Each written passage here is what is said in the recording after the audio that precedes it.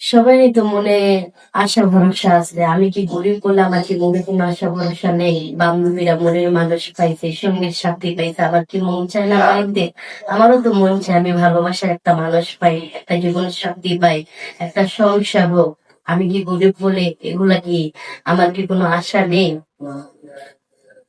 আসসালামু আলাইকুম আপু। ওয়ালাইকুম আসসালাম। আপু আপনার নাম কি? আমার নাম সুমাইয়া। কোথা থেকে এসেছেন? আমার দেশের বাড়ি বরিশাল। আমি এখান থেকে গেছি। পরিবারে কে কে আছে আপু? পরিবারের কেউ নাই, মামা মেয়ে ছিল। মামা অনেক অত্যাচার করে, আমার যৌতুকের জন্য বিয়া দিতে পারে না। পড়াশোনা কতটুকু আপু? পড়াশোনা বেশি করি নাই, বাবা মা মারা গেছে তো বেশি একটা পড়াইতে পারে নাই। ক্লাস 3 পর্যন্ত পড়ছে।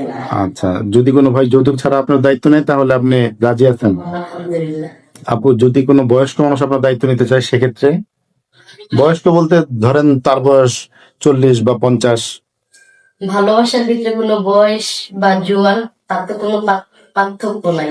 ভালোবাসা আচ্ছা, সেটা বুঝে না, সমস্যা নেই। ঠিক আছে। অনেকে আছে যে বিবাহিত, আগের স্ত্রী আছে, সন্তান আছে, তারপরেও তার আরেকটা স্ত্রী প্রয়োজন, সে আরেকটা স্ত্রীর ভরণ পোষণ দিতে পারবে, এমন কোন মানুষ যদি আপনার দায়িত্ব নিতে চায়? সমস্যা নেই, একটা পুরুষ 7টা বিয়ে করতে পারে, কিন্তু সে ঘরে পোষক দিয়ে রাখতে পারে। সুপ্রিয় দর্শক, এই মুহূর্তে স্ক্রিনে যে এই নাম্বারটি দেখছেন, এই নাম্বারে ইমো এবং হোয়াটসঅ্যাপ দুটোই আছে। আপনারা যদি এই ফুটফুটে বোনটির দায়িত্ব নিতে চান যৌতুক ছাড়া, তাহলে আমাদের স্ক্রিনে দেওয়া নাম্বারে একটি স্ক্রিনশট পাঠিয়ে দিবেন, আমরা আপনার সাথে যোগাযোগ করে দিব। সবাই ভালো থাকবেন। আসসালামু আলাইকুম।